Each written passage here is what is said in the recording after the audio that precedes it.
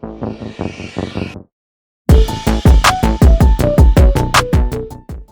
everybody, it's Paul from Karis Pen Co. and I'm here today with a pretty big announcement. We're gonna release the Ink V2. So if you are pay attention to the website and what we've been going through, you know that we have been working on the changes to the ink, and we've been out of stock on a whole bunch of inks for a long time. In fact, we've been out of stock on brass inks for probably almost a year now. So we're going to go through everything real quick. Not real quick, actually. This is going to be a little bit more in-depth video on the Ink V2. We'll talk about some of the different things about it, walk through all the different changes that we've made on it, give you some pricing, and we'll go from there. So we'll address the elephant in the room right away with the name of the Ink V2. If you know and you've followed us for a long time, then you know that this is actually the third major iteration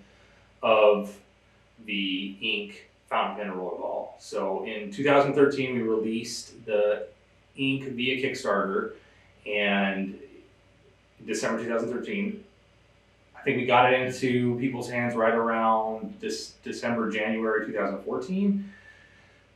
And that pen was basically the beginning of our foray into fountain pens. It was also a rollerball, so there was that, but it was really meant as our fountain pen. It has since become what we consider our flagship fountain pen.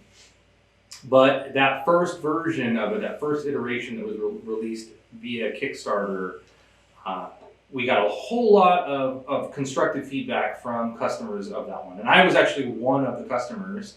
My wife and I were before I worked for Karis.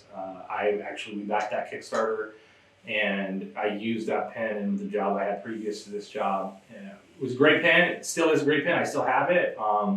But the feedback that we got and the user experience data that we collected, and even just us using it around the shop, just really kind of solidified that we need to make some adjustments to it. And so I came on board in June of 2015, and between June and December, since we were out of stock on the inks, we decided to go ahead at that time and do a major redesign on the pen. When we released the ink, what we called it internally, and kind of with like many of the people at pen shows and stuff like that, we called it the 2.0. It was never officially called the 2.0 on our website when we sold it. We didn't put Ink 2.0.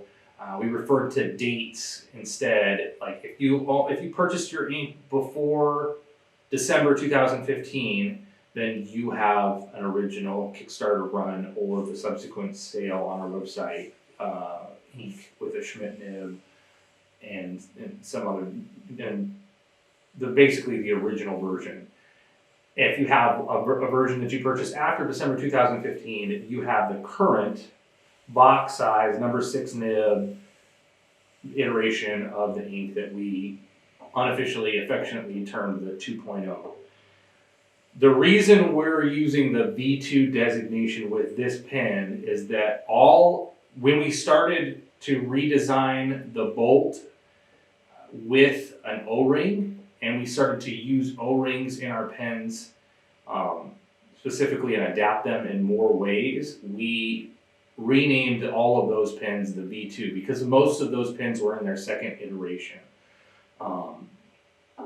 Outside of the Fountain K and Render K, which were actually in their third iteration for the Render K, second iteration for the Fountain K, but we basically just decided that was going to be the Fountain K and Render K V2. So what that means is that internally, we have updated all of the names of the customs line of pens to have the V2 moniker. So what we're selling right now, once we release this, all of those pens, whether it be the Bolt, the Retract, the EDK, K-Series, which is the Render K and the Fountain K, and now the Ink, Fountain Pen, Ink Rollerball, will all have the V2 designator. They'll all be the first iteration of pens that we've made that utilize at least one O-ring in a way that seals it, keeps the pen together when you're carrying it in your pocket. That's the main thing that the V2 designation kind of denotes, is that the O-ring is being used so that it doesn't come unscrewed, whether it's the bottom barrel from the top of EDK or the cap from the body or one of our cap pins.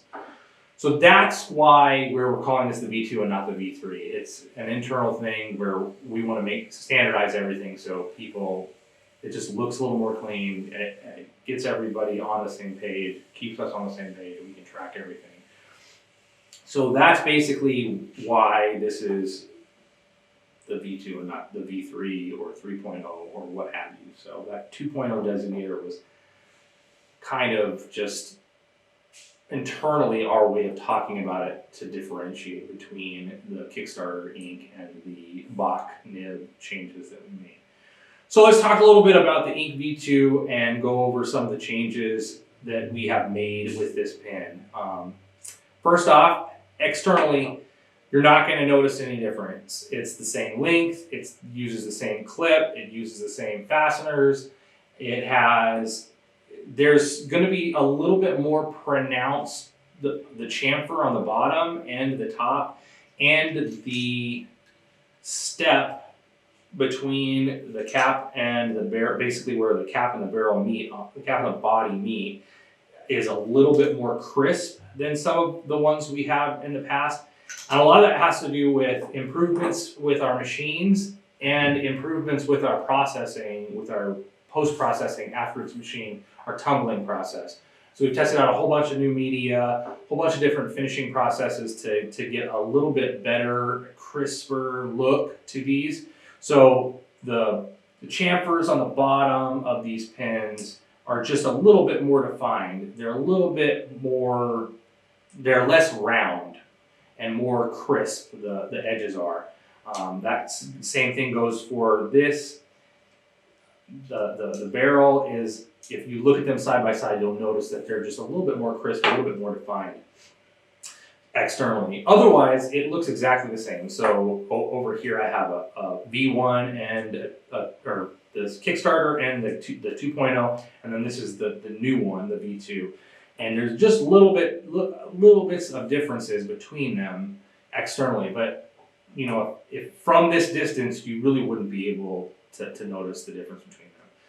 When you uncap it, you'll notice right away that you can feel there's tension when you uncap it, because the O-ring in the cap is seated on the flat that we've machined, keeping them from coming apart. It's a positive feel. When you get to the end of the threads, you feel it meet up. I don't know if you can see that, but there's a gap right here. That's basically where the O-ring's seated, and then you turn it that little bit, eighth of a turn or whatever it is, and it just seats up really nice and neat. Feels great.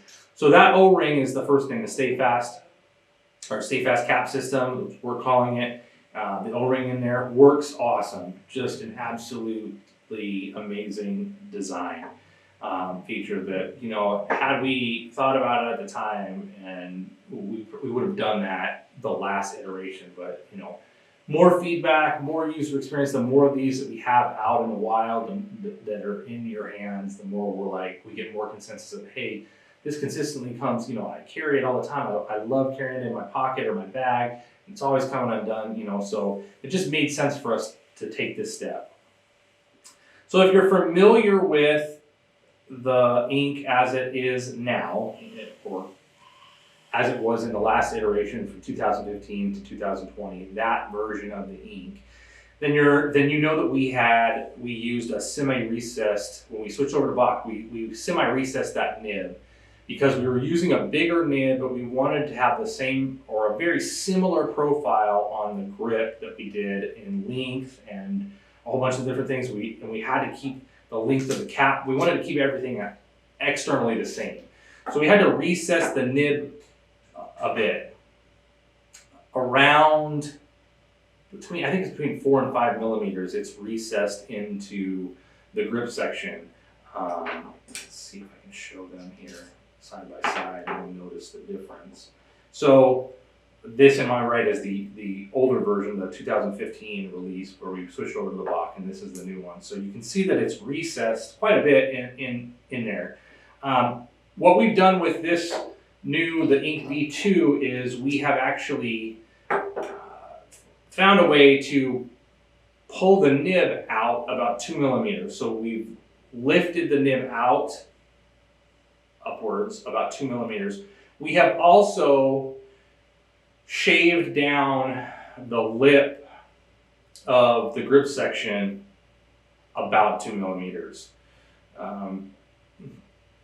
Just shy. So just shy of moving it up and shifting it down, just shy of 4 millimeters total. So it's still a little bit semi-recessed in there, but not nearly as much as it was. And we've shrunk this grip section. Now, what we've done with because we added the O-ring, we have to have a flat here on the threads, just before the threads, for that O-ring to seat on. And that flat is almost 2 millimeters. So if you count the flat as part of the grip section, because you can grip on that easily, it's just an extension of the grip, it's almost the same diameter, then you're really not losing a lot. You don't really lose a lot of length in the grip. It's almost exactly the same length as the old grip. It's just set a little bit differently. And then what we've also done with this, because we knew that we were shrinking that area just a little bit where people gripped on, is we've never done this in the past where we flattened the top of the threads. They've always been rather sharp and aggressive, and a lot of people complain about that. Well, we went ahead and flattened the tops of the threads on these. So they're still very positive in how they work, still a triple start system, but with them being flattened, you really have all of this area to grip on comfortably. They don't cut into your skin anymore. The anodize actually applies a lot better with these, and there's not as much friction and rubbing when you screw them on. So you have a decent amount, this whole area is really a grippable surface. I'm a very high gripper. I tend to grip my pens up this high, and it is completely comfortable. There's no bite into my skin. It doesn't leave the aggressive lines like the older versions did. So that's a big thing that we've done. So between all of those things, those are the major changes to the fountain pen version of the Ink V2. Basically, where we shifted the nib, we added the O-ring, we changed the grip section itself, shortened it up a little bit, added that flat so that it seats on there, and then flattened the threads. So a lot of different, they're very small, minor things, really, like in the grand scheme of things, they're relatively small changes. But we feel like it really maximizes the function of the pen. It doesn't take away from anything of it. It actually makes it a little bit more comfortable to use. A little bit, the user experience should be, in our opinion, is much better than it has in the past. Now, to cover the changes with the rollerball version of this pen is actually pretty easy. Now, in the past, we had a separate grip section that when you bought a rollerball kit or you switched over, what have you bought this version versus that version, the whole grip is different.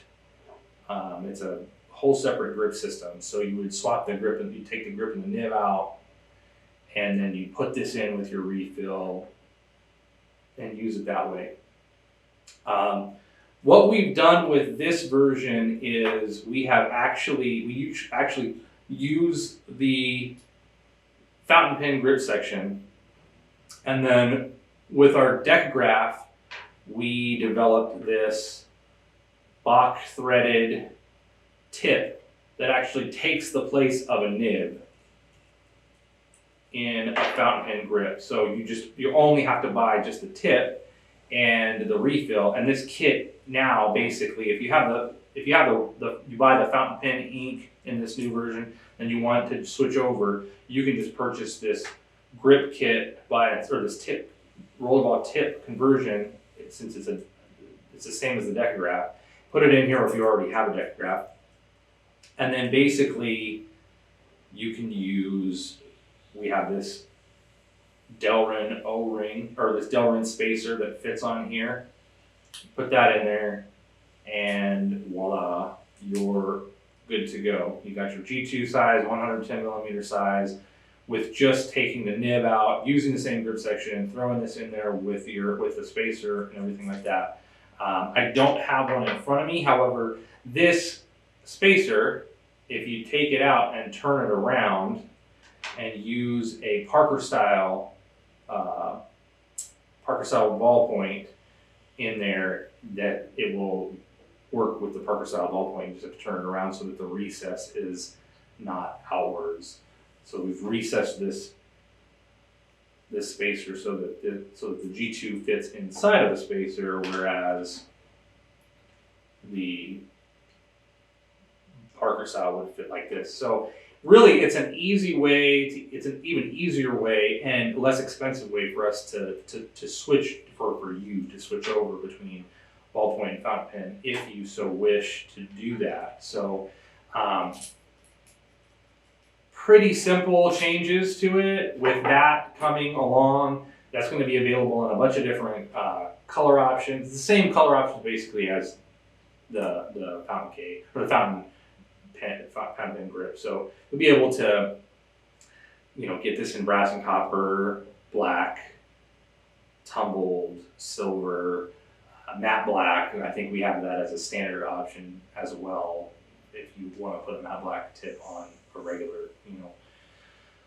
gloss finish. So that's kind of where we're at with all the different changes and what have you. Still, so just before anybody asks, it still is not designed to post. It doesn't go on. It actually does not fit.